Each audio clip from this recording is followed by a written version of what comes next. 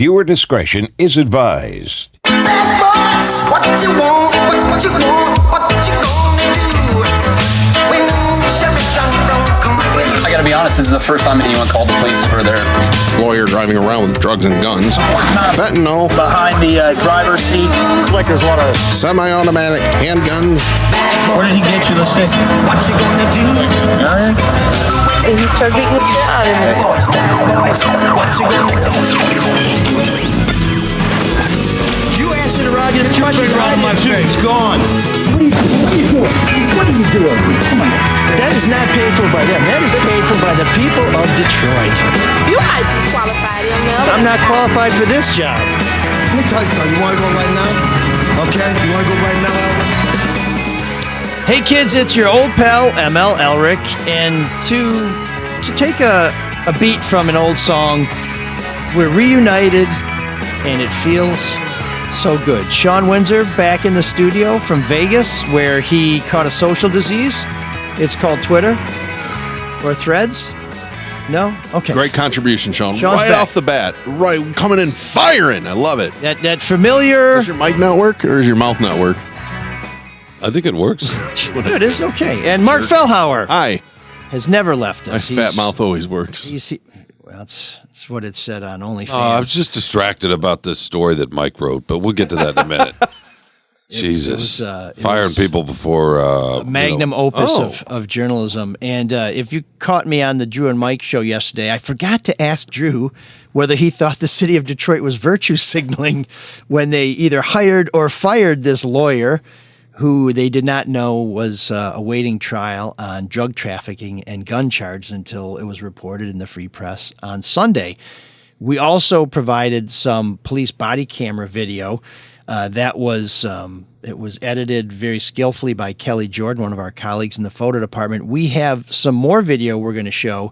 This will be more of the adults only version where it's not beeped out. You'll hear the police and the suspects as they truly spoke. And if you do not subscribe to us on YouTube, it'll only take you a couple minutes to go to ML Soul of Detroit, subscribe. You'll be able to watch this video as we talk about it. And if you hit the alert, the little bell there, you'll always know when we go live. So it's a great way to support the show, and it's a great way to make sure that you get everything we have to offer, because today this is a multimedia smorgasbord, which is Swedish for eating a lot of shit. Good to be back, by the way. There is a 3-minute delay from the West Coast. So from time to time you will hear Shawn. If it sounds a little bit like a non sequitur, he's probably just responding to something that happened earlier in the show, or perhaps just the other day we were sitting down and he said, I like Triumph too. And I said, Shawn, that was in episode 205. I like it when you sing Triumph. No, I said by the way, so that helps a little bit. No, it's just I'm still hot, I think. You've always been... No, I'm not hot like you two are hot. I mean, and I say that because I know... Temperature hot. Oh, yeah. It's so hot my flight was canceled back. Is that menopause you're going through? My flight was canceled, yeah. No, it was so hot. How hot was it? I don't know, 118. I guess that's not terrible, but yeah. Was it the dry heat? Something to do with the tarmac and, yeah, fuck the dry heat. So, with a breeze, which is like a convection oven. So he's I thought talking... there was going to be a punchline. It's so hot. How hot was it? Punchline. Yeah, there's no punchline. Maybe we'll get it in 4 minutes. Yeah. Okay, I'm so glad you're back here. Stand by. So punchline. He's talking tarmac. We had Bob Carmack. We're talking Triumph. Last week we had Derek St. Holmes, who talked about how... Did he play for Triumph? No, but Rick Emmett of Triumph has expressed his appreciation for Derek and Ted Nugent. No, I thought he was going to say... How he thought he could be... how they should be in the Rock and Roll I thought he was going to say express an appreciation for you doing Triumph. No. Even Triumph the Comic Dog doesn't appreciate my... That's my favorite my episode. renditions, Is when you sang Triumph. Fight the good fight. And also... Yeah, I think it was our swan song, as a matter of fact. So, into a nice hiatus. Yeah, but this show and all shows are brought to you by David Hall, who has been a sponsor almost from the very beginning, sponsors all the Red Shovel Network shows, and we really appreciate that, as does Luke Nowacki and Pinnacle Wealth Strategies. We'll tell you in a little while how they can help you get a house, get a future, save money, make money, and basically, get on the right track financially. We're also brought to you by the Caju Cafe, where on Friday, the Smiths United will be playing. That show was sold out yesterday. And you know how I know I bought the very last ticket? And you know how I know I bought the very last ticket? I tried to buy 2 tickets, and it would only let me buy 1 ticket. And after I bought that ticket and tried to buy another ticket, it said sold out. But I understand, weather permitting, they will be adding more shows. So go to CajuCafe.com. I'm confused. Why do you have to buy that ticket? Why? Because they play in your backyard. I support local music. I don't go to anybody we do business with and say, give me free shit. I'm there to support them just like anybody else. And as you know, reporters shouldn't be taking free stuff. That's not a good habit to get into. Also, opening up for the Smiths United is, I love these guys, Playground Twist, which when it comes to cover bands, these guys are very niche-y. This is a Susie and the Banshees cover band. Yes. Really? And Fake Susie is really, really good. So lots of great stuff going on there. But I do want to take a minute before we get to this story on Sunday. I did it on the Free Press on Sunday. Subscriber only, so we do appreciate if you subscribe. It's like 99 cents a month, so it's not that bad. About a lawyer who worked for the city until I made a phone call and informed the mayor's office about what else she had going on in her life. But we are sponsored by the bricklayers and allied craft workers. Shawn will tell you, because we used to play basketball, that I've been a bricklayer for a long time. This is a different kind of bricklayer. A good positional rebounder, though. Not too bad. Got a little bit of a hook. That's just such a bad pun. Hustle player, energy player. I can distribute. No hands though. Just hands of stone, you might say, to get back to our bricklayers. The bricklayers and allied craft workers of Local 2 Michigan are looking for hardworking men and women all throughout the state of Michigan. Whether you have experience in any of the trowel trades or not, there's an option for you. If you have no prior experience, and there are free training opportunities with job placements starting at $26.16 an hour plus benefits. So if you're training, you're going to make over $25 an hour with benefits. That's pretty good because you can earn while you learn as a registered apprentice.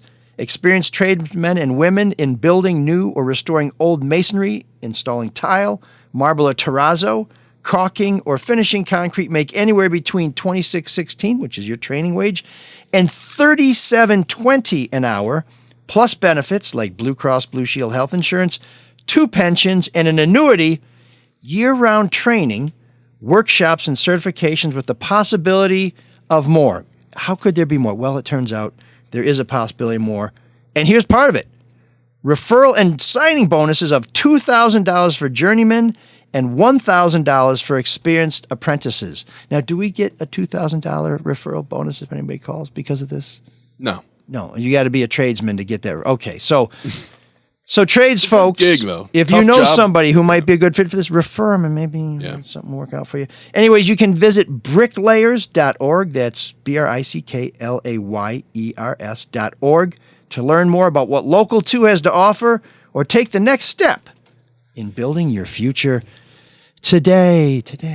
Nice. Well Do we have done. an echo effect? No. Next time. Well, wait, maybe we do. Hang on. Do it again. Do it again. Visit bricklayers.org to learn more about what Local 2 has to offer or take the next step in building your future today. Not the delayed, layered one you wanted, but more like being in a cavern. Mark is still getting his apprentice. Or at the Hollywood Bowl. An empty Hollywood Bowl. They said Shawn Windsor free admission. Everybody's like, yeah, I think I'll cut the grass tonight. Yeah, no, that's where Mike feels like he lives his life, right? In the Hollywood Bowl? Or whatever stage, yeah. No, it's in the fish bowl. I've come to just fully embrace these non-sequiturs that Shawn has. You know what, though? I love it. I don't know may why. really connect to something that happened earlier in the I day. know. We don't know. Oh, no. That's what's fun about it. It's like playing a game. No, I just, none of it matters. I don't know why I'm here. Wow. This nihilist... That's why you're here. This nihilistic moment brought to you by Shawn Windsor. By the way, he beat you here today. He was here before you. I was very impressed, Shawn. Well, the break wasn't long and enough. you know why I was a little bit late, and I'll tell you why. To those of you watching, It's nice to see one you, cares. Mark. It was Are nice you trying to position yourself as a victim here? nice to see you, Mark. Thank you. Good to see you too. To those of We had a you good talk watching, about Mike- we had a and good then Led Zeppelin talk And before then the Mike show. came. I know. We were having a nice talk. Oh, well. it went over like a lead balloon. The reason I was late, in part, and for those Because who you are drive watching a Riviera? on YouTube and Because even though you'll Facebook. buy Smith United tickets, you won't buy, spend any money on a car. They didn't give me that car. And let me tell you something. When you buy a 1985 car, you never stop spending money. Well, that's what I mean. I mean, you pay in the back end. You like the back end. I think that was vaguely sexual. No, I don't mean it that way. Here's for those of you watching, here's one of the reasons I was late. I had to stop by Ooh. to pick up a little something for Mark. No, why? Where did this come from? It's a Michigan Rose Bowl hat. I want to see how it looks on you first. I used to wear hats all the time. I never wear them anymore. Look at that. Look at that. Look how Look expertly. like Bo. Or no, was that Dr. Lloyd Anderson? or Gary? Oh. Who was 98? 98's Lloyd. That's Lloyd. Okay, it's Lloyd. So my neighbor had a yard sale and it didn't sell, so it was in her trash. It's awesome. I'll wear it. Okay. So- I should have disinfected it first. No, I think. Wait a I should have second. looked inside it first. I thought you weren't supposed to take. Gross. Look how gross it is inside there. I thought you weren't supposed to take free things. Huh? This was a trash. gift. This is recycling. Yeah, but it was Yeah, still there on you their go. property.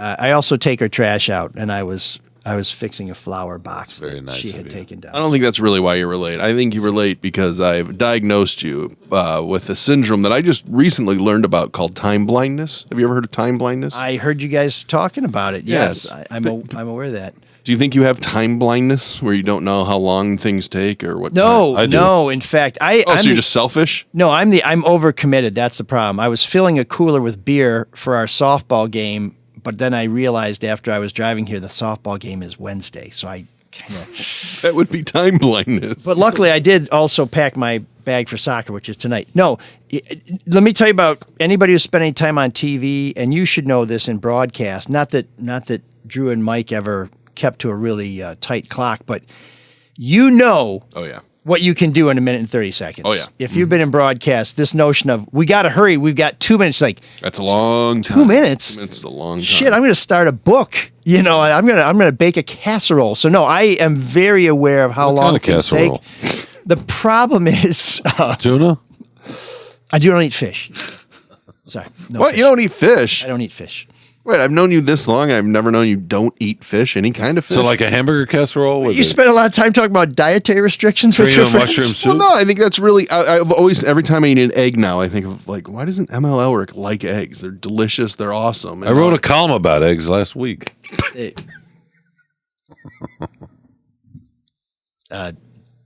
This moment brought to you not by the bricklayers. By the Egg This is Council. by this is the unskilled trades. I didn't that know you is were such a picky represented. eater. That's crazy. I'm pretty picky, but no, I just I'm overcommitted. I have too many things going on, and so I try to get too many things done, and then I end up counting on every red light being green, every wind being a tailwind, every lane being open, and So you're not time blind. You're just selfish. Well, no, you're a man of the people trying to do a lot of things. Speaking of giving to the people, I'm trying to do things for other people. I Mike got you a passed hat. I out, brought some beer for teammates. Mike passed out corn dogs at his gathering not that long ago. That's true. You are a very nice man. I Are had you a nothing corn to do dog with guy? the corn dogs. Teresa made those available. I think those should be covered by the Nuremberg. Do you like corn dogs? No. Okay. That shows your unselfishness. No, this is my point, Mark. He passed out corn dogs at a gathering, even though he didn't like them, because he knows other people. He knows I want other to get him people out of do. his house. Yeah, maybe I just he didn't want wanna him in his house. see other people get sick instead of me. It could have been. I guess if you're, yeah. could You're a have been very nice guy. I don't know if Denasia Neal, is that her name? I don't know if she would agree. Oh, Denasia. Yeah, she was doing a good job by your own reporting. Well, that's what the city said, but they're the same ones who fired her, so I don't know if we can take them at their word. But they somehow seem to miss that she had lots of court dates while she was working for them. So I don't know if she It's was just a little fentanyl. working from home. It wasn't a little fentanyl. Yeah, it actually was what is known as dope dealer weight, 2 bar size. So she was an entrepreneur. Well, she's innocent until proven guilty. We don't know. She may have just borrowed the wrong car and gotten sucked into a plot that she had no part in except to be an innocent victim. This is all going to be determined by our justice system. But I got a tip last week that the city of Detroit had a lawyer who was trying to get out from under some drug trafficking charges by claiming that the police made an illegal search. And after checking with the city, we found out, yes, indeed, she did work for the city. She did work in the law department, and they knew nothing about this, mainly because the city of Detroit is a ban the box employer. Now, Ban the Box is created to give people a second chance. If you've had a mistake, if you've gotten caught up in something and you've turned your life around, a lot of employers won't give you a second look once you check that box that says, I've been charged with a felony. And so the city of Detroit and quite a few employers are trying to give folks a chance to get back in the workforce, because how can you contribute to society if no one will give you a chance to work? And that's a fair position, I think. Now, I want to talk about Ban the Box Okay. at some point today. It doesn't have to be now, but yeah, well, I mean, so my position on that, if you want to get it now, or we can pick it up in a minute. We can start there now, and then yeah, it kind of frames. and let's tell people how it applies and we'll get to our video in a minute. So still time to subscribe to YouTube. But the thing is, I'm a big believer in giving people a second chance. We had somebody who was doing some odd jobs at our house, seemed a little sketchy. We checked him through Otis, which is the offender tracking information system where you can see people who have been in prison. And we found out that he had some drug offenses. And Teresa said, look at what I found. And I said, well, that explains his teeth, because we figured he was a meth head and, he kind of had that wonderful orthodontia that you get from smoking meth. And she said, well, so we should probably never use him again. And I said, no, we should use him again. We just should make sure that he's not there alone with the tenants, that we're supervising him, all that other stuff. Did he do good work? He did fantastic work, and he'd still be working today if he hadn't disappeared on us, which makes me wonder if maybe he fell off and he always wanted cash. He always wanted to be paid in cash. So there was always that too. But my problem is... Wait, you have a problem? Many. In fact, this show's not long enough to get into them. But the issue to me is not that you don't disclose what your problem is. The problem is employers who will hold that against you. It's not that you made a mistake and that we shouldn't know about it. No, I think we should know about as much about you as we possibly can before we hire you. But we should have a more enlightened attitude that says, that was a long time ago. Look what they've done since then. Oh, but if you're they made a good impression on me. I don't know. If you're an employer, though, and especially, now it's a little different because people need employees. But if you can have your pick, you're not going to want somebody that had a felony. I get it. I do too, but with this expungement, now we have people who probably shouldn't be getting guns who can get guns. The problem isn't the record. I mean, the record is a problem. There's no getting around that. To me, the problem is how we treat people with the record. We are not giving them a second chance. We're basically saying we still have biases, but if we're ignorant, then we won't let our prejudice kick in, which to me is like, no, let's change the mindset and not, I want to know what you did so that I can tell you, don't do it again and keep an eye on you and help keep you on the right path instead of, shit, I guess everybody's cool. To that point, please correct me if I'm wrong. I'm not terribly well educated. No, you're right. Sean's job. But so Ban the Box, it's all felonies. We have different levels of felonies, right? I mean, some can, like murder, right? You're going to get life in prison. But then your third DUI is a different class of felony. So is Ban the Box all felonies? Then that's kind of my problem with it, is that we're on all or nothing society lately. There's no nuance in anything. But if there's different levels of felonies, some are a lot worse than others. Kyle just said I was hired on this podcast because of the Ban the Box policy. Yeah. Well, no, I don't know about all your felonies. That's not Stealing exactly things. true, because with Ban the Box, once you hire somebody, you can do a background check, and we have not done a background check on Sean. I have no background. I don't want to May fire have him. jeopardized his. I have no I background. don't care how much meth he does. Just I'm nothing. But do you understand my question? Like, I do. I Ban do the Box entirely. is all felonies. Which they're all different levels of felonies, right? That's true, but so let's take an example of I'm getting ready to hire an employee, and maybe they are the one who has 3 DUIs. Are they handsome or no?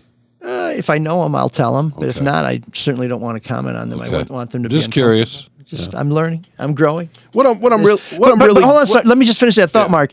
If you have the 3 DUIs and I hire you, I'm probably not going to let you do deliveries. But if you're my accountant and you can get to work, why not? If you have, if you embezzle, and I don't know, once again, I don't know the level of felonies, but you embezzle. Perfect. I don't want you doing my books, but you can go drive for me. Exactly. So I want to know what your background is. First of all, because I want to know what your background is. Second of all, because I think my other employees, I want to make sure they're not put in jeopardy.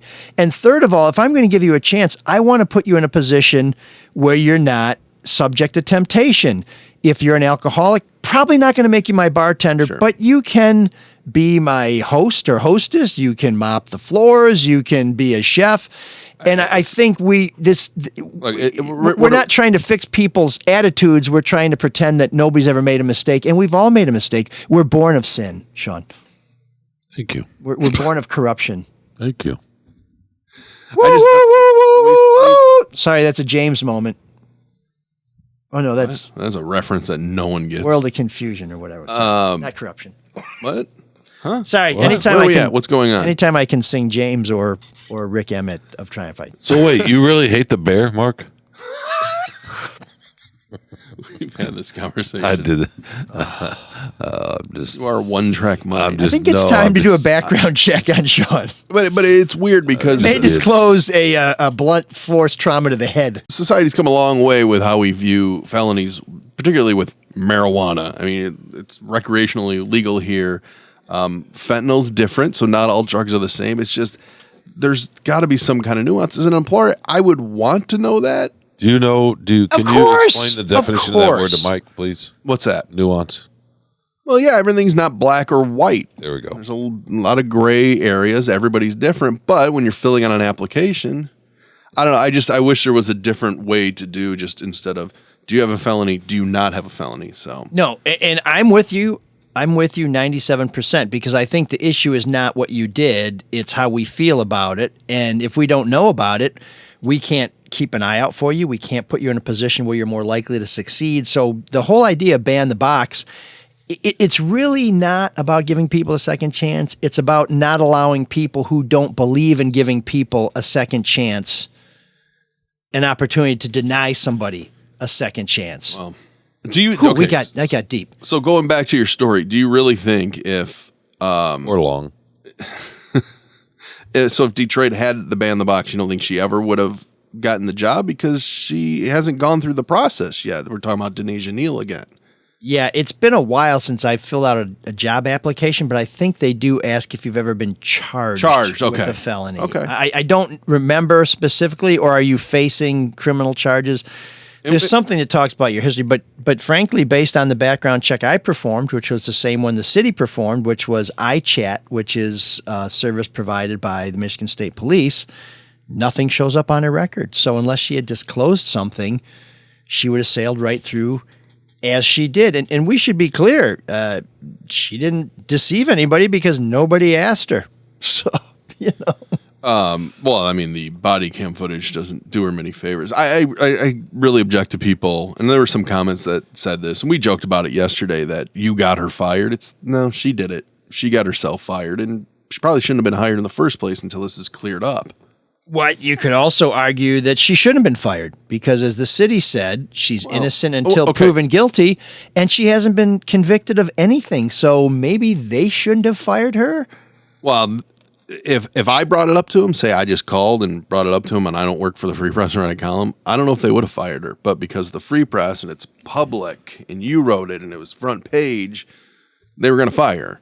Well, and in Conrad Mallett, who runs the law department, in his comments about why she was terminated rather than suspended, well, I shouldn't say. My understanding is in her position, you can't be suspended; you have to be terminated. But at any rate, let me ask you this too. Sorry, he said one of the reasons they fired her is because of this becoming public, and it would undermine her ability to perform her job, which she's involved in demolitions. I don't understand how somebody knowing that you were charged with a crime is like, oh yeah, you can't talk to somebody about tearing down their house. That explanation seemed a little thin. It seemed to me more that they were embarrassed more than anything else. Well, that's what I wanted to jump back to. What exactly did she do for the city of Detroit? What was her job besides just being a lawyer?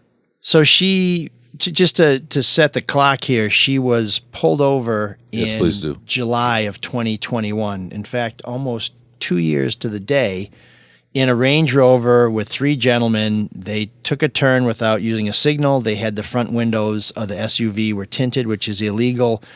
The cops started talking to her, and she didn't want to give her ID. She didn't want to roll down the windows. And so this led to a whole thing where they searched the car and they found drugs, guns, open alcohol, all kinds of stuff. She was hired by the city in April of 2020. 2022, so 9 months later. And in her approximately 15 months with the city, she's had 3 different roles that I'm aware of. She worked for one department called CREO, which I think is sort of a I think it's like a creating opportunity for people. It's sort of a diversity, trying to bring more work to underserved businesses and communities. I got to double check what CREO means. Then she was with the Business Opportunity Program, which is interesting because she had a business on the side, so she really did believe in creating business opportunities. And most recently, and I don't know when she started there, she was working in the law department in the fight against blight. So it sounds like she was going after derelict landlords and people who own buildings that need to be demolished. Now, and what did she do before she worked for the city? She worked for some other law firms. She has that on her LinkedIn page. It looked like she actually worked for quite a few law firms since she got out of college. She's fairly young, so I don't know if that means she was ambitious and kept moving to better jobs. Was she employed when she got pulled over and arrested? Do you know? That I don't know. I'd have to check her LinkedIn profile, but I don't remember seeing any gaps in her employment, and I'm not sure when she started her own law firm, her side hustle. The website was dated 2022. I only ask because background checks, the box, that's all nice and well and good. Did they not check with references if she was working with someone and why they let her go, if they indeed let her go, or if she left? Well, a lot of employers don't want to say anything negative about an employee who's gone just because they're afraid that employee will come back and sue them if they don't get the next job. I know some bosses. That's not confidential? Who have said we basically just say nothing or are very guarded in our comments about an employee that we did not think was a very good employee because we don't want to get caught up in anything. So. And having worked for law firms, I'm sure they're all thinking, well, we don't want anybody coming back after us. Or they may have been thinking, we want to get rid of her until she gets another job. She's going to work here. I mean, I don't know the answer to that, but I can see lots of reasons why an employer might not say, hey, by the way, Twinkle Toes here is on trial for moving major weight and having a GAT. Yeah. So you might want to consider that. Anyways, I got to go. Or you could just lead them in the right direction. They're no longer with us. And, why don't you check this out? You know what I mean? Yeah, or you could say, well, they seem to spend a lot of they seem to spend a lot of their free time defending themselves against drug trafficking charges. Lawyers are very good at double speak and double talk, and how to cover their ass. They even learn another language so the city dropped the ball in hiring her and background check. I mean, clearly. Well, they followed their own procedures. I mean, they didn't ask her to disclose anything, and once she started working, they say they ran a background check and nothing came back. I don't know whether they really did run a background check, but if they ran the kind of background check that they told me they ran, I ran it too, and nothing came up. So I mean, well, that was smart. Double check their work. Trust but verify. You're a good reporter. That's what we do. Very good. If your mother says she loves you, check it out. I never try and check it out. Your mother doesn't love you? No, I'm just, if she tells me once, I'm not going to take a chance. I don't want her to reconsider. If she says like, well, now that you mention it, you've given me a lot of reasons. I don't want to do that. She should love you. Shawn, you're slowly morphing into Larry King. She should. Are you saying your mother doesn't love you? Where was your mother? Your mother loves you very much. She definitely is a very, although she just told me on Sunday that she loves you. She does love me, but she said she's having some trouble with her right shoulder. Or labrum, is it? And I was thinking, isn't that the wooden spoon swinging arm? I'm like, there, that's karma. Justice. Oh. There you go. Did she ever apologize for that?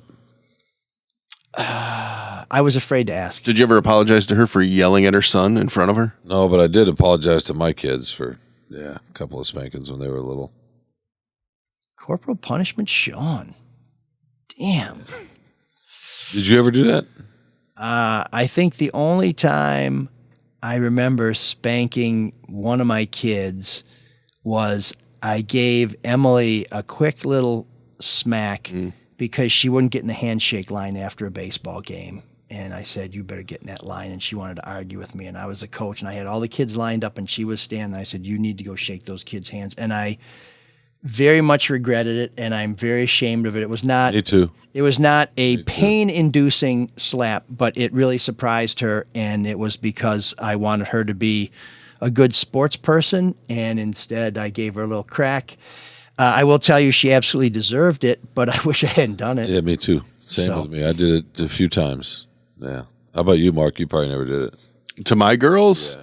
No, but Mark Vader, are you kidding? What'd you do? Hit him with a spoon? I've grabbed him before, like, it's kind of like that Chris Rock bit. Like, I'd never hit a woman, but I'd shake the shit out of her. Oh yeah, that's funny. The joke is, you don't hit, but you can intimidate in certain other ways. Yeah, because that's funny too. And I don't ever like being mad at my kids because I'm a big pushover. No. But I don't. My mom used to hit us with wooden spoons. I don't care. I feel like it made me better. I feel like it made me a better person. I got my dad. My dad was so clinical about it. He'd put me over his knee and tell me not to move because he didn't want to hit me in the kidney. It was just Does that bother you today? Oh no, not really. My mother chased after me with a wooden spoon too, and maybe that's why I thought it was okay in some way. But when my kids were young, people were starting to not spank, and maybe my wife and I had a little bit of pushback. Like, well, look around. We would go to events where there were kids all over the place, running around, screaming, hollering, and nobody was.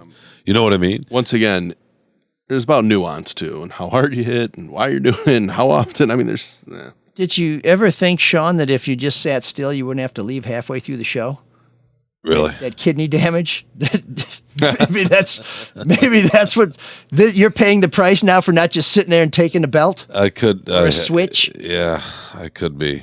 I don't know. I don't worry about it with my parents. What I do, I regret that I did it. I didn't do it like my parents did, but I did a little bit. Hey, parenting is hard. Parenting is very hard. And so did my wife. Do the best you can. She would do it more. She would get more. She didn't do it very often either, but it would be out of frustration. And that's part of the regret, right? Of course. Well, my mom did it because she was a single mom who raised two boys who fought like hell. I mean, like really fought every single day, and there was no way to break us up. I mean, I'm talking, my brother would have a handful of my hair.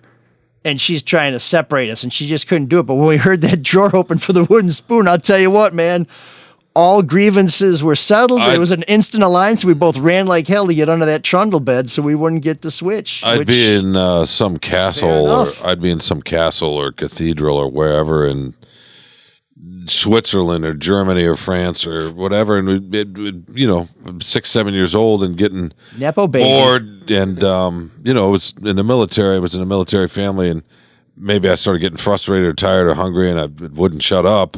And the next thing I know, I'm getting dragged. Yeah, right. You.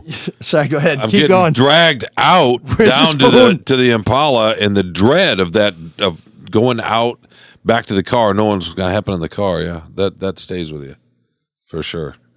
That's why you're so well behaved now.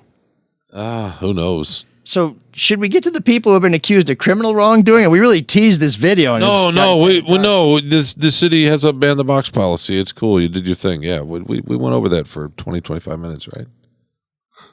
I don't know. The last 24 minutes seemed to be about a death march to the Impala when you were sitting there with Count Dooku somewhere in Luxembourg. I don't know, but maybe I got some of the details wrong. No, I did go to Luxembourg too. You sent me the whole body cam video of the arrest. Yeah, so the way this starts, it was very captivating watching it. And I got to tell you, I really wish people would watch more body cam footage of officers that aren't the big news stories of the day, because these guys did a great job. And being a cop, what a horrifically hard job. It's so hard. Yeah, I don't think people appreciate how impossibly hard it is to be a police officer. You're not paid very well. You're not appreciated. You're always meeting people on their worst day. And by one the way, bad incident by one asshole, say in Minnesota, kneeling on someone's neck, and then you get labeled that you're all bastards or something. It's not fair. Yeah, well, and just look at these cops. When you look at this is a little bit off track, but this is July. They're dressed head to toe. Yeah. And they're wearing body armor, which you got to sweat your ass off under. And, and then everybody wants to give you guff. So the way this traffic stop started is they pull this car over, again, for failing to use the signal and for having tinted windows. And as soon as they pull over, this guy jumps out of the car, which is what you're going to see. And we'll talk you through it if you're listening to the show with this first clip. Where you going, man? Come on, the car, boss. Once we get done with our stop, you can go in, man. I just keep walking on the 10. Flat out. Come back down here. Step back down here, man. You guys taser out. Step back. Turn away. Turn this way. Got the Detroit versus everybody T-shirt on, of Listen, man, course. it's a traffic stop, okay? And when you initiate a traffic stop, listen, let me explain it to you, though. Can I talk to you? We initiate a stop, right? Listen to me. You can't just walk away from the car. Now, once we're done, you're free to go, okay? You was in the car when we saw the infraction, all right? Yeah, but so what infraction was it? we explained everything I'm going to to my you. uncle's house. Okay, we good. All right? Relax, brother. What are we being stopped for? Okay, for you, left you headed towards the front of the Hey, you got two in the back. No, man. So he's telling me there's two guys in the back of the Range Rover. All right, listen, we'll talk about it. Chill out, man. Let us do our thing and get you up out of here, all right, man? Is that fair? Yeah, just relax. Just patting him down. No. What? You got license? We ain't did shit. We was parked. Call my lawyer, man. She a lawyer. So let's stop it there. Yeah, she a lawyer, man. So there are 9 body cam and dash cam videos that we went through at the Free Press. People bitch about having to subscribe. It's 99 cents a month. Well, we went through like 15 hours of video to show you the highlights of what happened and get you a sense of what happened. Anyways, this cop with the camo gloves on, in watching this whole thing, this dude never loses his cool. Yeah. He treats everybody in here with courtesy and professionalism, even though they're all giving a bunch of yang. It's really, and I was on a panel with Benny Napoleon years ago, who was former Detroit police chief, then Wayne County sheriff, died of COVID. And we were talking about body cams, and we were both way in favor of them. This was before George Floyd, because in most cases, the body camera video of police is going to be exculpatory for police, meaning when you see how they conduct themselves, you're going to realize a lot of the times they were the better man or the better woman. But I understand not wanting to have every minute of your day scrutinized. But at the same time, when people are accusing you of stuff, roll tape. And in this case, That's what I mean, too. It shows how hard the job is and what a good job these guys are doing. yeah, so they had a lot of hassle, and finally they get Ms. Neal out of the car. She resists. They see 2 guys in the back. Of course, they can't see them because the windows are tinted and rolled up. They see an open bottle of tequila. So now there's open alcohol in the car, which gives them, in their mind, probable cause to search for other things they shouldn't have in the car. She's being difficult, which gives them probable cause, the police argue, to take a further search. She's already failed, and we're not going to show you this video, we but see it? she's failed to disclose that she is a concealed pistol license holder. Big problem. And so now you're going to see her after she's been taken out of the car and is waiting to be It's very put into sweaty a and police very car. nervous, too. Well, it was July. Can I just tell you I'm an attorney? He told me that, all right? So that means you understand what's going on, okay? Right, but y'all have to search her and my cousin. Can I? She a police officer. Can I Who's go? that? Her name Bonnie. Messiah Parker. Always nice dragging your cousin into it, right? Yep. Yes, I do. Setting up priority DEAC in progress 12001-12. Oh, now, you just saw it real fast, but he just pulled a semi-automatic pistol out of her bag. Yeah. Wait, is that it? You gotta tell me. It's just a couple frames. So you're an attorney. You Yeah, don't. but I was looking for Okay. my license. Okay. All right, man. It's right there. Right here. My license. You see it? She said so. Yeah. Yeah, I do. I got that on me too. Where's your CPL? It should be in there. Well, you're not gonna have your CPL after today, okay? That's me being very honest with you, okay? You know you have to disclose that to me, right? You know that, right? Yeah, I was doing it. Not to. Immediately, all right? We talked for 5 minutes plus right here. You gotta tell me, okay? But you didn't. I thought No. Always. I mean, and he could have been a bigger jerk if he really wanted to, because, like, when she said she was searching for her license, it's because she had her hand in her purse, right? Yeah, so one of the other officers who was on the scene was worried, and he said it repeatedly, so I take him at his word, that he thought she was going to shoot the first cop that went to her window because she wouldn't answer questions, she wouldn't hand anything over, she wouldn't get out of the car, she wouldn't roll down the windows, and this other officer was looking in the passenger window, said she had her hand in her purse the whole time. And of course, you can see that this other officer who sort of took over the scene was like, hey, man, you needed to tell me right away that you had a weapon. You didn't. It's been 5 minutes here. And the only reason, I think it's fair to say that she did disclose that she had a gun because he had his hand in her purse and he was about to find it. Yeah. And I work with someone who has a CPL, and the first thing they told me was, when they pulled her over, did she say she had a gun? I said, I'll check. He said, because we're all trained when you get a CPL, the first thing you tell an officer is, there's a weapon in the car. That's drilled into you. And as he pointed out, you're a lawyer, so you know what's going on here. And it looks like she drops her cousin who's a cop, try and get that name in there, maybe get a little consideration. It's not really cool. So the police search the car. They find 2 bricks of fentanyl, and then they find a little something else let's roll that tape, Mark. Oh, shit. There's the bottle of tequila. And there in the officer's left hand, you can see, it looks like a bar of soap. It is fentanyl. Ms. Neal is charged with possession of over 350 grams of fentanyl, which, if you believe the US DEA, contains enough fentanyl to kill 200,000 people. So this is not an insignificant amount of drugs. Whosever drugs they were, this is a pretty serious thing. This isn't like getting caught with a dime bag in your back pocket. And they're putting it in everything. Yeah, I mean, anything you buy in the streets. Yeah, fentanyl is. They make it look like Xanax. They make it look like, obviously painkillers. They lace it with that. They lace it with heroin, and they've been putting it in weed. Yeah, you don't know what the strength is because it's made in bathtub labs, and people are throwing it in everything because I guess they figure it gives people a better high. And I had a little fentanyl before I had my deviated septum fixed.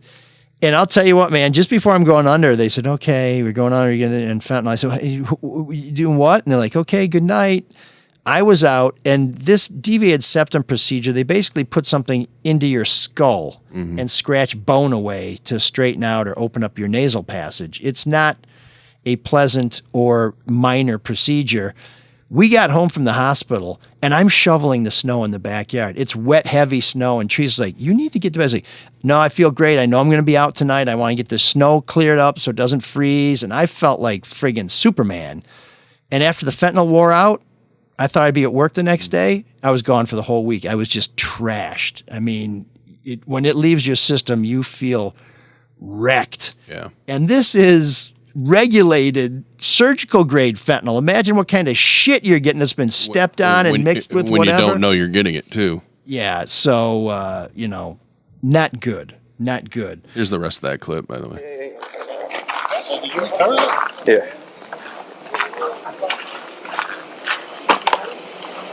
Acknowledge 1665. Jeez. 1732. Take it to the back of the. I don't know. Is that considered a cruiser when it's an SUV? I think it all counts. Scout car, whatever. So now it's all being bagged up as evidence.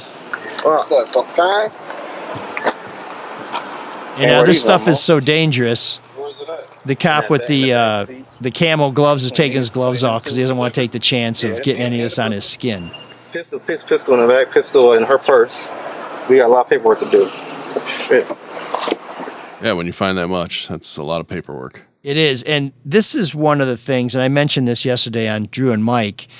My theory is that you saw a lot of cops on the scene. The police who pulled her over were not traffic enforcement. This, I think, is one of the tactical units. Mm-hmm.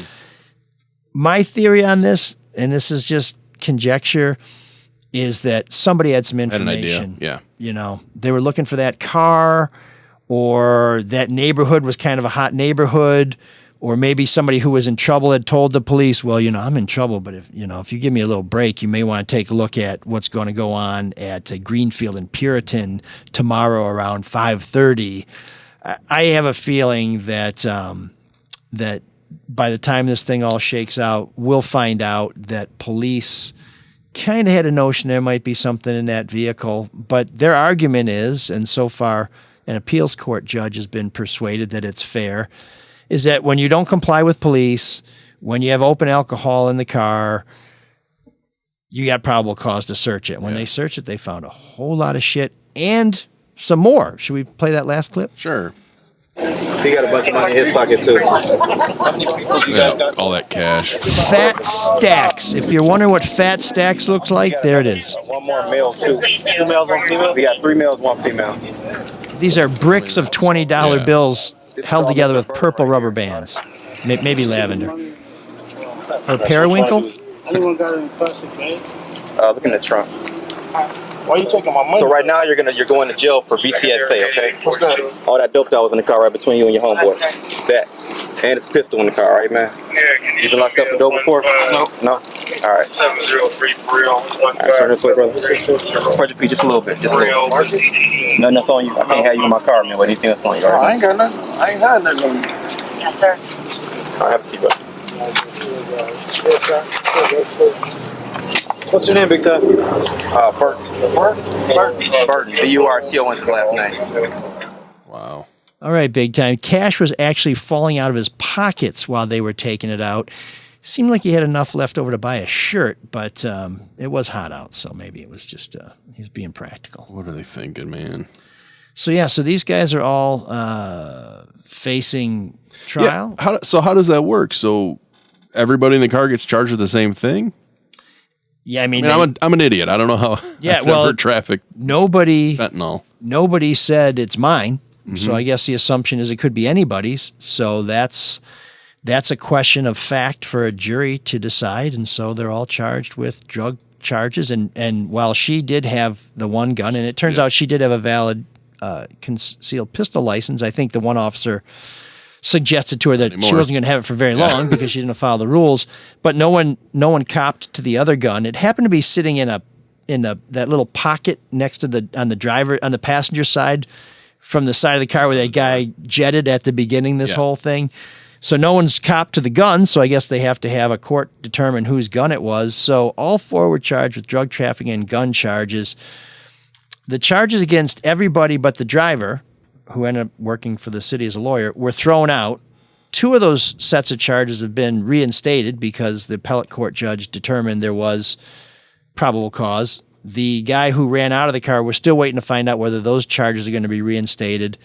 And the driver, Denisia Neal, is arguing that the charges against her should be thrown out. We're waiting to hear back from the Court of Appeals. Having watched those arguments and seeing the other 2 cases, my suspicion is those charges are not going to be dismissed. And she's the one defendant where the trial court judge didn't throw him out. So she's already failed to convince a judge that this case shouldn't go forward. So kind of a big mess.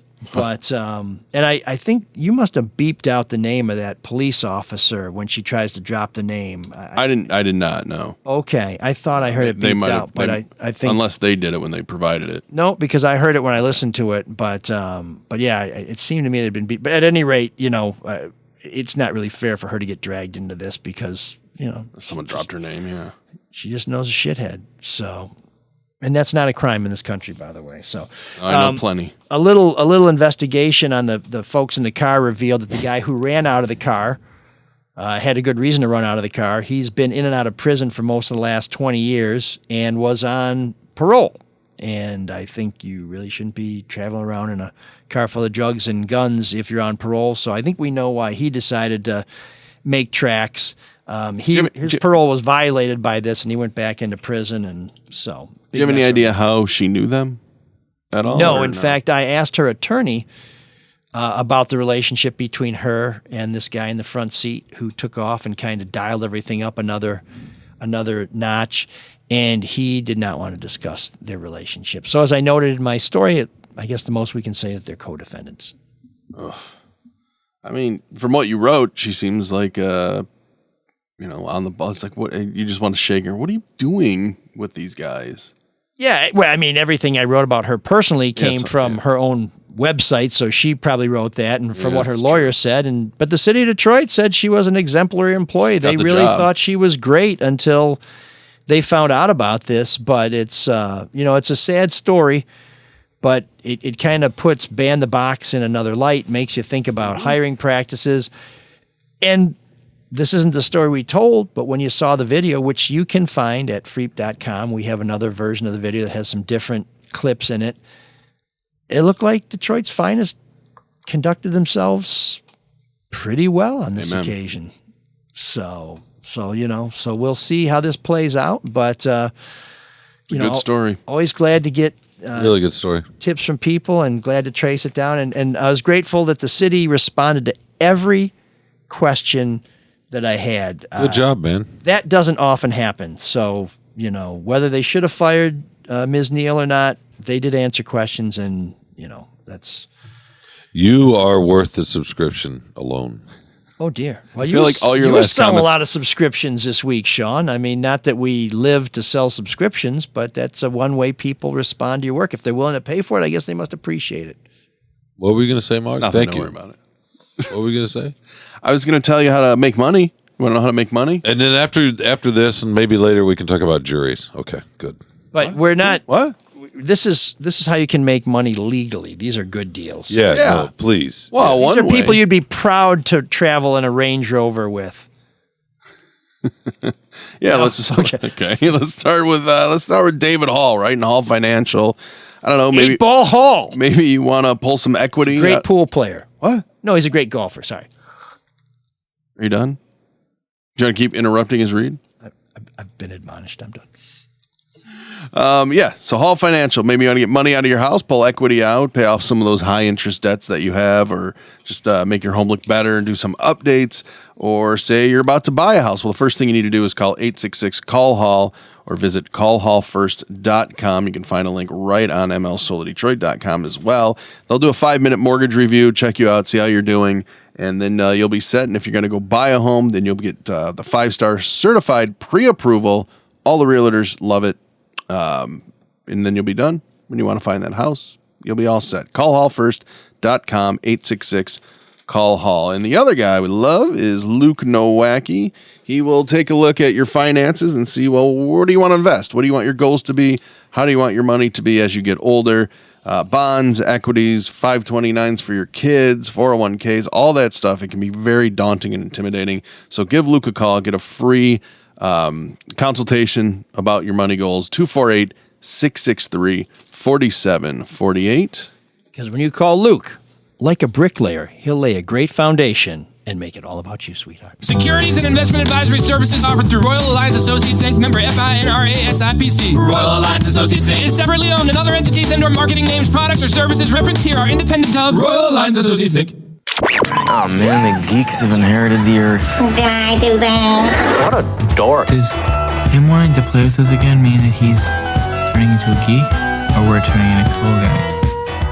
Before we get to Geek of the Week, we have a cryptic comment on Facebook from Jill and Rick Ben who says, "Welcome back, Shawn," and then follows it up with, "Speaking of the Swedish chef."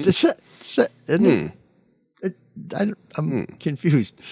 Well, I mean, it kind of fits with his sequiturs about the bear and eggs, and I don't know. Maybe there'll be more. But the Swedish Maybe chef she's watching was, something else, or he's watching something else. I don't know. He was sort of you couldn't understand, unintelligible. I think. Yeah. I was the Swedish chef for Halloween once. Bloop. What? Yeah, I was a huge Muppets. Still a huge Muppets fan. Love the Muppets. Don't talk bad about the Muppets. How do you feel about Elmo? Fuck that guy. He's not a Muppet. He's Sesame Street. Would you want him to make a disclosure on his job application? Well, yeah, definitely Kevin. What's his name? Kevin Clash. Clash. That guy, yeah. Mm-hmm. Probably not going to have you. He's not a real Muppet, though. That's Sesame Street. Very fine line. I'll fight you on it. Really? Right, Shawn?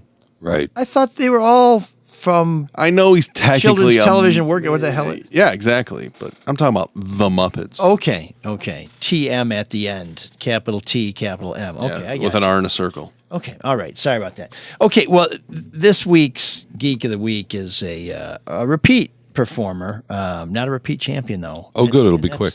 It will be quick. Hunter Dickinson, who has gone. What did he do now? Oh, because, actually. He's gone to don't Kansas. say it, because I want to write a column about that, but I'm off this week, so I can't, unfortunately. You kind of, he embraces the villain role. Okay, that's fine. But I'm now starting to think he's just constitutionally incapable of saying something that doesn't end up looking like dog shit. He's gone to Kansas, and now he's like, well, so I'm here to defend. I'm here to defend the honor of the University of Michigan and Ann Arbor. He's like, well, I love it. And it was nice there, but they're like not real Midwest. They're friendly, but they're not really friendly. But here in Kansas, where, by the way, I'm going to make more than six figures, which I never made when I was playing for U of M. Everybody does seem to be more friendly and more welcoming. And I'm like, dude, because you're the new guy, so they're going to be nice to you. Fuck off. I mean, I'm like, Hunter, just. Man, does he not understand the cult? Shut the Michigan up and cult? Cash your check, bitch. What does that even mean? Michigan's not really the Midwest, or just because he thinks we're not as nice as people in Kansas? Yeah, I mean, people are more welcoming and this and that. I'm like, okay. Listen, Dorothy, give it a break. I mean, you're with a coach whose program's been under investigation for how many years, and it's so much better there. And by the way, I only went there because I'm going to make more money. And he did say he wants to have a shot at a championship. And I got to say, Michigan fans were totally like, yeah, no, we get it. Go ahead.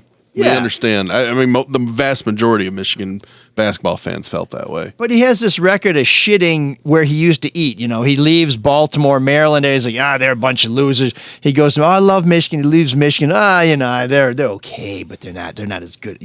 So Hunter Dickinson. Whatever. Good for him. You have an extra pillow over there. You are the biggest geek of the week we've ever had.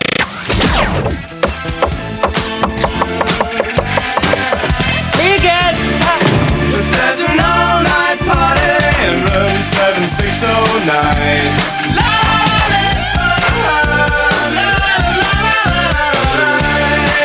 And you can dance together all night if you've got the time.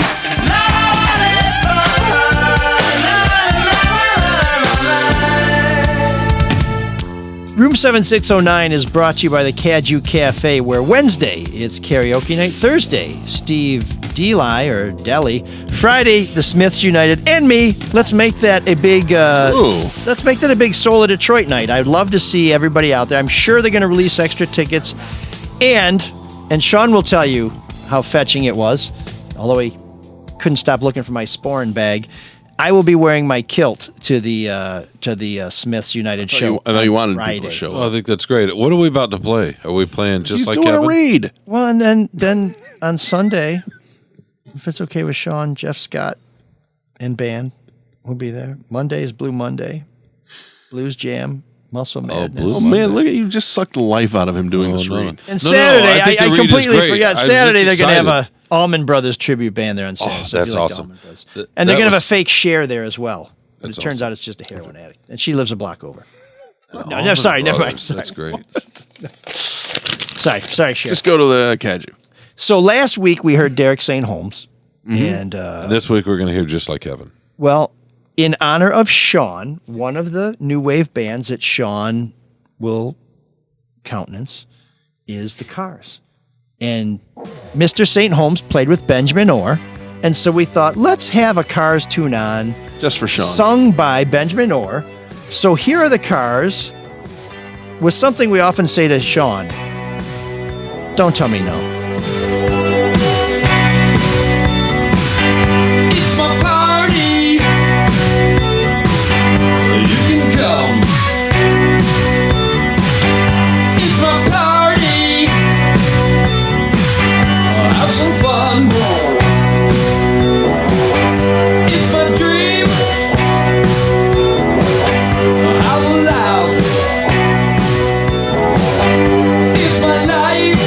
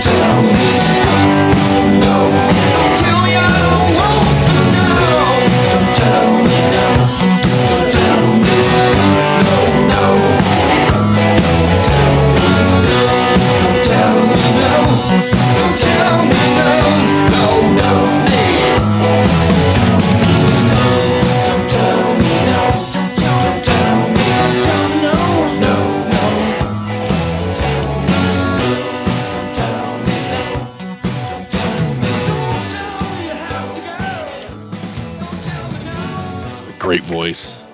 So, Shawn, I'm going to ask what you thought of this song, if No. you liked it, but don't tell me no. Damn it. Benjamin Moore, just like by my count 36 times, said, don't tell me no. And you're going to defy Benjamin No. Orr? The man's dead. Can't you honor his memory?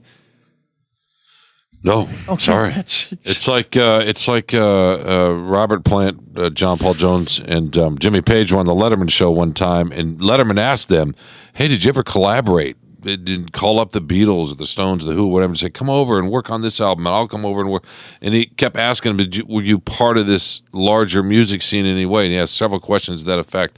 And John Paul Jones looked at him and said, "How many ways do you want me to say no? How many times do you want me to say no?" Well, Yeah, Benjamin Moore just that's what asked I'll you ask 3 dozen times. That's what not I'll to ask say- you. No, But, so I thought you liked the Cars. they're okay, but not that one. Really? What didn't you like about that? It was 15 minutes long. It was 3:37. Was it? Okay. Yeah. Then that's even You more have, damning. you have time blindness. It was just enough time for someone with abused kidneys to relieve themselves, and you did not avail yourself of that opportunity. Oh boy, the song was fine. So you have some appreciation for the Cars. Yeah, Can you tell the difference? What's the song? Just what I'm. Just what I needed. Yeah. Can you tell the difference between a Rick Ocasek song and a Benjamin Orr song? No. Mark, can you? It's not really. It's really hard. You know, it's funny because But once it's pointed out, it's like, yeah, those are the ones I like. Yeah. Well, I mean, Shake It Up is the one that I first heard and loved. And I think that's Rick Ocasek. But you really have to listen to him. I would be if you played me a Cars song by each of these guys and said which one is Ocasek and which one is Benjamin Orr, I wouldn't know. But which is interesting that they have similar voices. And Ocasek wrote that song too. Oh, did he? Weird that he wouldn't. Yeah. And is it Ocasek or Ocasek? I don't know. It changes all the time. Don't tell me K-N-O-W. Huh? Sorry, I'm just don't tell me. fun with homonyms, which will be a new segment on next week's show. So please make sure you get back to us. But yeah, so that's the Cars. There is, by the way, a fantastic Cars cover band that plays around in Detroit. What are they called? The Vehicles? No, I think it's called so stupid. Recars or I don't care. I mean, I care for them, but I don't. But yeah, they're very good. So that's room 7609. We love to get your suggestions. Please send them to us. We love to hear those new wave bands that no one else has heard of but you. We also like to occasionally hear the hits. That was a hit. That was 4 years in. That's not really. That may have been a B-side, but it was a good tune. I want to see what it charted. It did well. I mean, yeah, it wasn't totally obscure. I'm not. Look, I knew it before he played it. So. Oh, you did? Yeah. Okay. Yeah. So I'm not as well versed in the Cars catalog, so I had not heard it. It is a before. B-side. You're right. But it was a good tune. I liked it. And it had that great keyboards. Had that kind of 80s vibe, that little groove there. But okay, so we tried to appeal to Shawn. One of these months, Shawn should just do all the songs. I appreciate that. That's great. That's very kind. Are you fading on us? No, I'm just a little bit. Not you. Him. Oh, Sean, yeah, little he's atrophied. He's that's right. He's out of practice. I mean, he had such a tough time getting back from Vegas. So I'm glad we're still giving that apprentice wage. I did watch significantly less than bricklayers. Where are we going with this? I am curious what you guys think of this. I did watch, and I hadn't seen this in 20 years at least. Needles. What is it? A Few Good Men.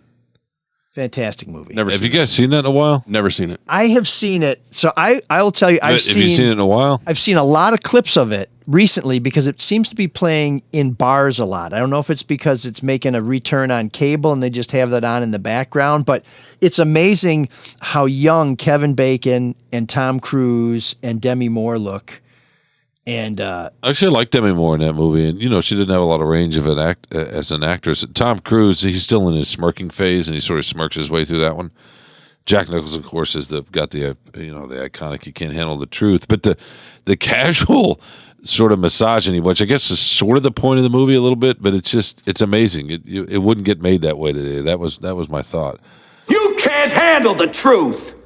I don't know about the misogyny. I mean, certainly Demi Moore is, she's the gal Friday. No, for sure. But Tom Cruise saying you're arousing me because she's talking tough and stuff like that. Oh. Yeah. I don't remember that Just part. a little throwaway. Well, Jack Nicholson talking about blowjobs. And Well, the whole movie is alpha male, right? Everything about it for is sure. like, But it's a Tom story Cruise has that- got why to prove can't he's they- Amanda Nicholson. The Marines have got to prove they're men to no, Nicholson. for sure. But and his smirking, this is because I didn't like Tom Cruise at all back in those days, but he eventually got a little older and old enough and stopped smirking and showed a little bit of humanness to him. I feel like he is the same in every movie. He is, but he's older now, so it's different. No. I feel like he picks the best scripts. Like I thought, did you guys see Maverick last year? Yes. It's great. I thought it was great too. I thought he showed a little bit of weariness, which was endearing. Was Maverick good because of Tom Cruise, or was it good because it's fun to I watch those planes fly? The plot is ridiculous. You're completely right, but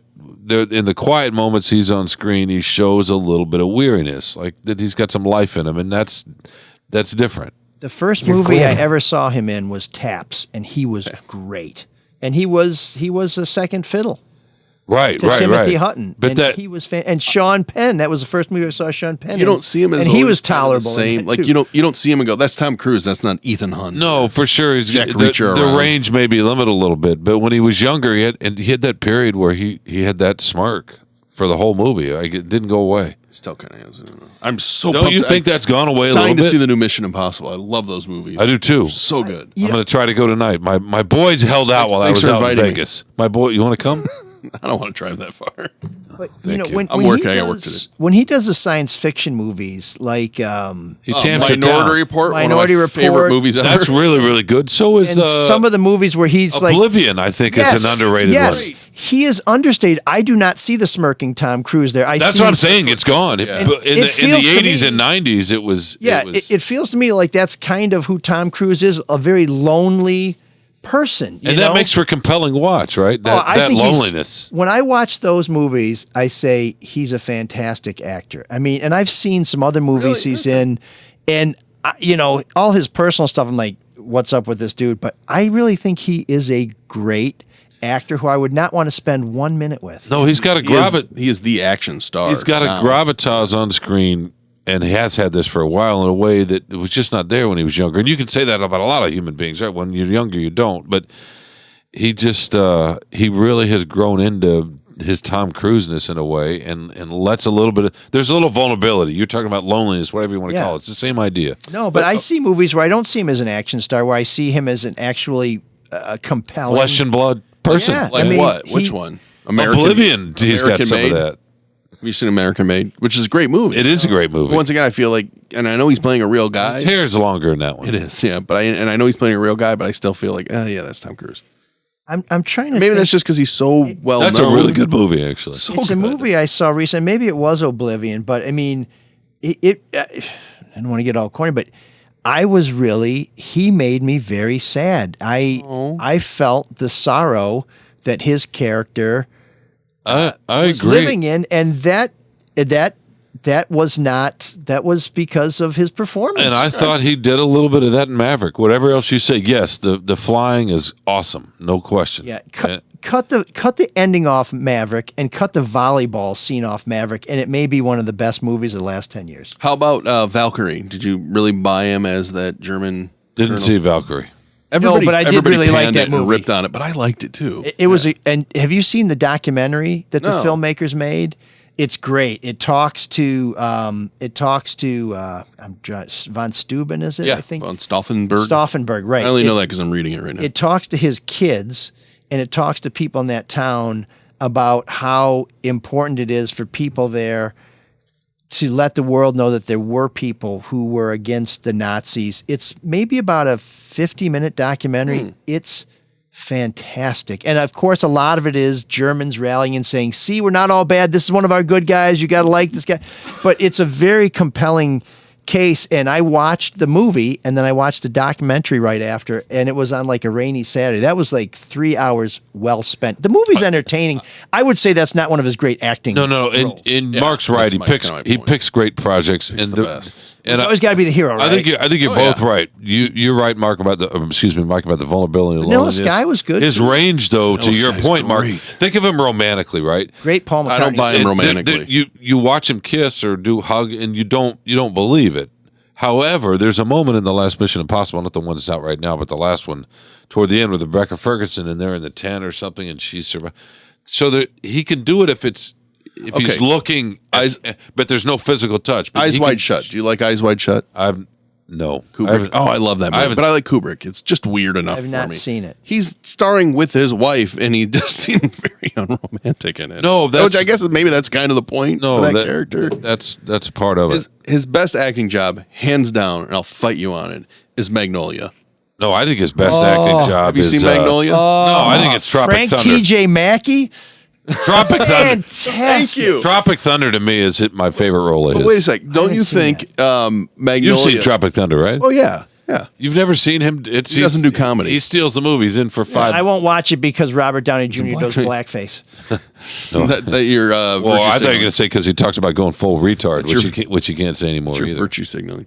No, I actually think I have a DVD of it somewhere, but I haven't watched it. But Magnolia is so unlike any of his other characters, though, because he's this guy who puts on this persona of being a total, teaching guys how to be misogynistic pussy hounds, and yet he's a real vulnerable guy, and it's all because of his dad. It's just a much different character. You remember Rain Man was supposed to be the pivot for him that said, he's a serious actor.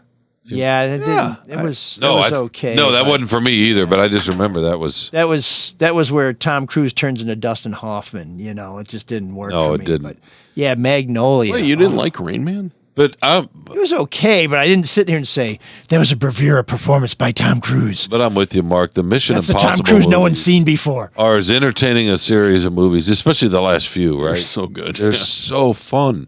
They're so well made and they're so fun. Are they the best action movies that are out? They're up there. They're beating Bond right now in my mind. What about Matt Damon? I mean, Casino. Jason Bourne. Those were fun. I like the Mission Impossible. I don't know. Those first couple of Daniel Craig Bond movies were like Skyfall. But those were every other Daniel Craig movie is great. There you go. Yeah, because Casino's fabulous too. Yeah. Right. I have not seen the last one, but I have not. No, I think Spectre's underrated. I love Spectre. Oh, Spectre's awful. I love Spectre. No, terrible. That's where his brother is Blofeld. Is that the one?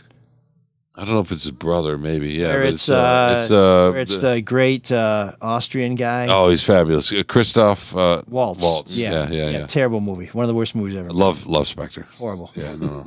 The first Top Don't Gun. tell me Spectre. The first Top Gun is awful. Really? It's terrible. Really? Yeah. Ugh.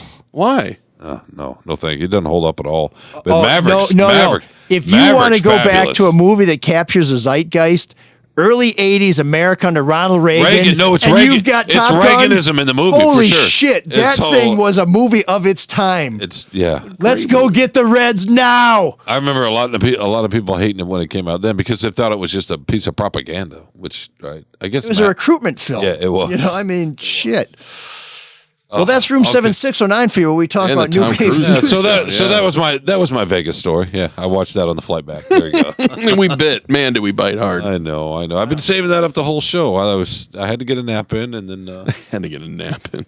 Shawn's stories, like Blue Cheese in the Sun, don't always hold up, but they are pungent, and they taste great with spinach and a little. Oh, I thought you were going to say Spanish peanuts. Oh, Spanish peanuts and blue cheese would be good. Spanish peanuts and vanilla ice cream and chocolate sauce isn't bad either. What? What's going on? Yeah. That's like. Sorry, I'm still looking up Tom halfway Cruise to a sundae there, right? Yeah. A little whipped cream and a cherry on top. We want to thank our donors. That would be Bryant last week, and I do want to let you know that we. Thank you, Bryant. We do have our Venmo working. If you go to our website and hit the donate, Mark, do they see two different buttons? One on the top menu, which, by the way, thanks for going to your own website recently. You'll see one that says PayPal and one that says Venmo. Well, I remember seeing that, but I want to make sure we haven't changed it because there was a question as to whether it was working. The Venmo button does work. Here's the hitch. When you go to make a donation, it says Daisy House LLC, and I think people are like, okay, this is the wrong place. It's the right place. There's some weird stuff with Venmo for Business, so we got the wrong name on there, but we will get the money. It's got the logo there too, so please, we'll take it. No feedback this week, I think mainly because people wanted us to have a little extra time to talk about Shawn in Vegas because... And Tom Cruise. Well, Tom Cruise in Vegas, Shawn in Vegas. We just did it. Yeah. What could be more out of hand? We're good. That was great. Thanks for going down that lane with Tom I didn't hear Cruise. anything about your trip in Vegas. Did you do anything fun? I watched work. the movie. I don't want to hear about NBA. That's your trip to the plane. That's when you're on the tarmac. So when you're not doing the NBA stuff for the Summer League in Las Vegas, what did you do? Oh, Celine Dion show.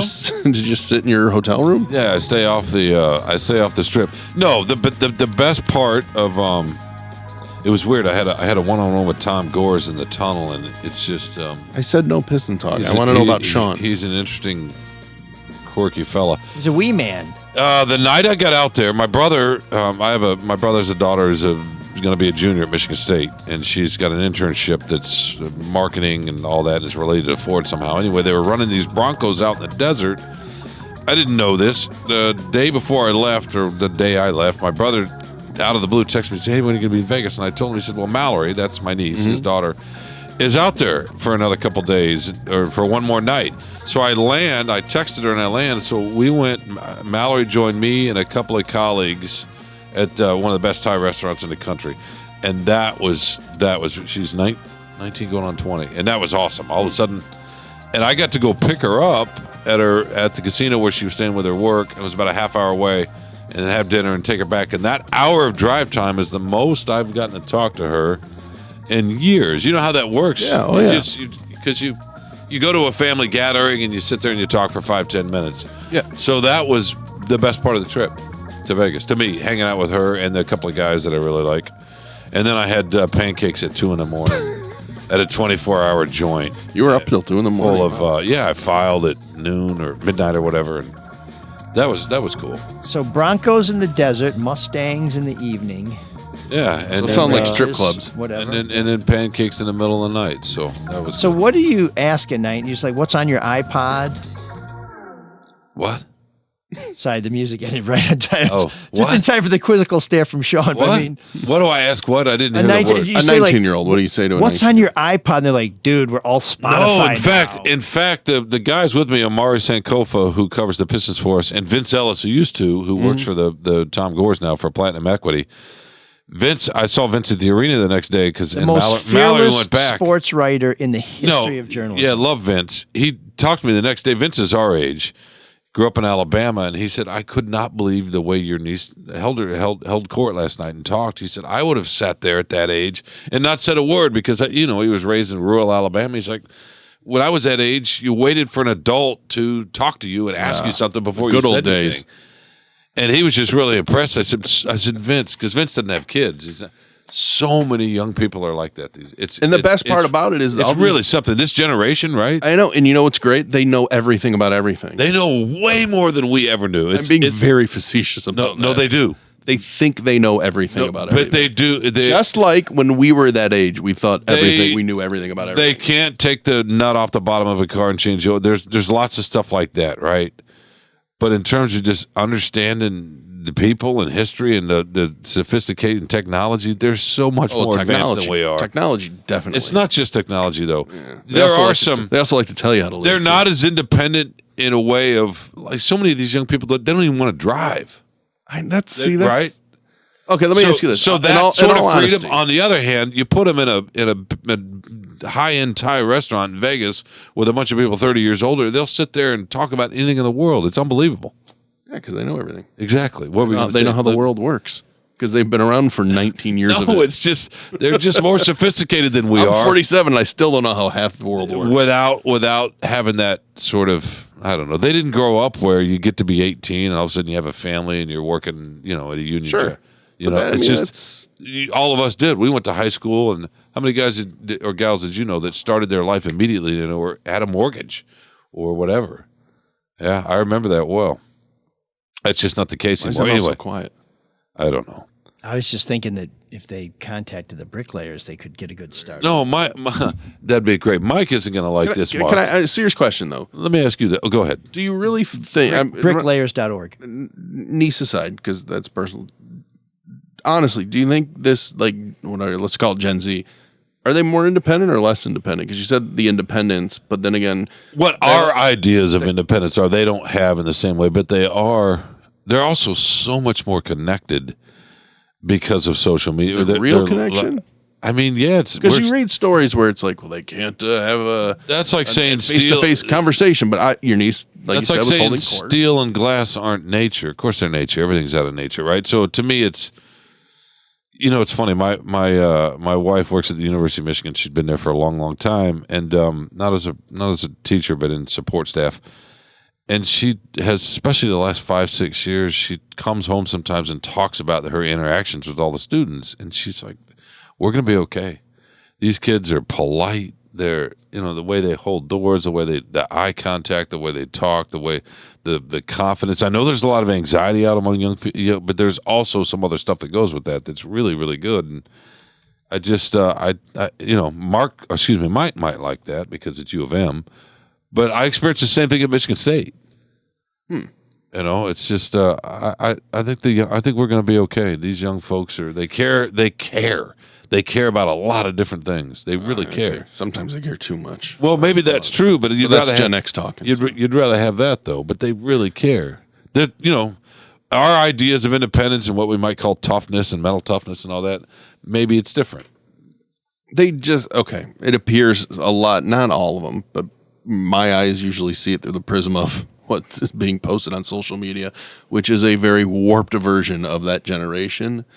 But they seem to dismiss anything about the way things were done. And I'm a big believer in, you don't keep doing something just because it's been done that way, if there's a better way to do something. But automatically, because if a previous generation or something did something some way, doesn't mean that it's wrong either. No, for sure. Did that make any sense when I said that? Maybe they're over relying on what they consider evolution. Think about our rower who used to sit with us. Sure. Kaylee. Kaylee. No. Right? No. Kalina. Oh, boy. It's been too long. Yes. She was, 19 when she first... Yes. I mean, think about how she sounded. She even ragged on her own generation, though. No, but do you remember what her presence and the way that's fairly representative of my experience with and now my kids are that age more, they're a little older now, but yeah. I only say that because I was watching the 30 for 30 on Bill Walton, fantastic 30 for 30, and he starts talking about his parents and just how awesome they were and how much he loved his parents and how great they were and how much they helped him and very appreciative. And it kind of hit me. It's like, wow, because usually when you watch stuff now about people, they talk about how much their parents just mess them up and kind of rag on their parents. And I'm like, is this where it's going? I think my parents did a pretty good job. I get the sense that we're closer than ever as families. People are living longer at home. The way we've changed. No. But the way we've changed our laws and not our regulations, but our codes, city codes, local codes about accessory dwellings. We're starting to pile on top of each other in the best way again. We have this 100-year blip where in this country, the rest of the world stayed together for generations, for all of time. We said, no, screw that. You got to go out and show this. And now we're coming back a little bit. Now, economics and COVID have forced. It's kind of the American way, right? Yeah, but that's changing a little bit. And I don't think that's terrible either.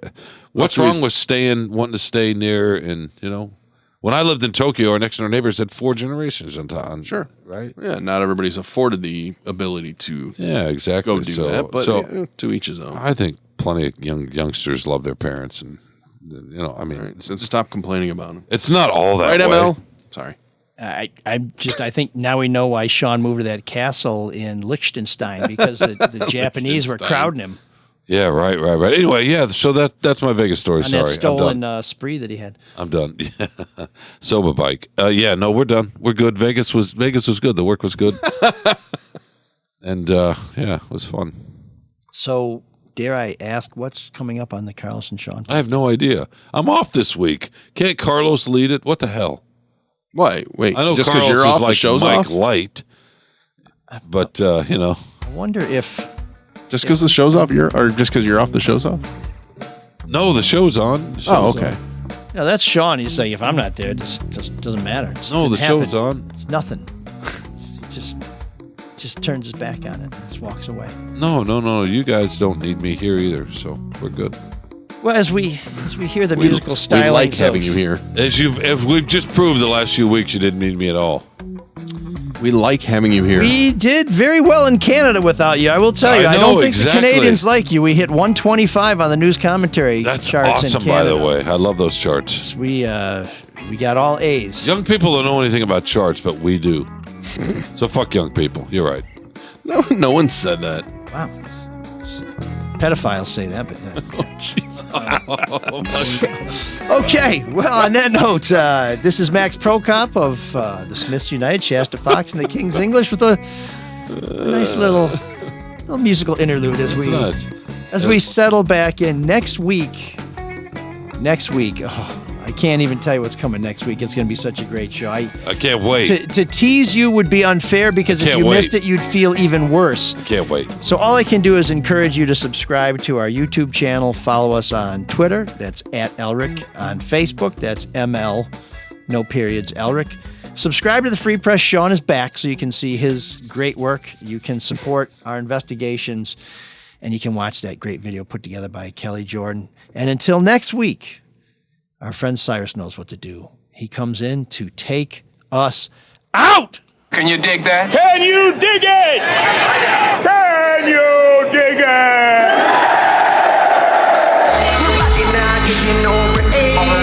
ML.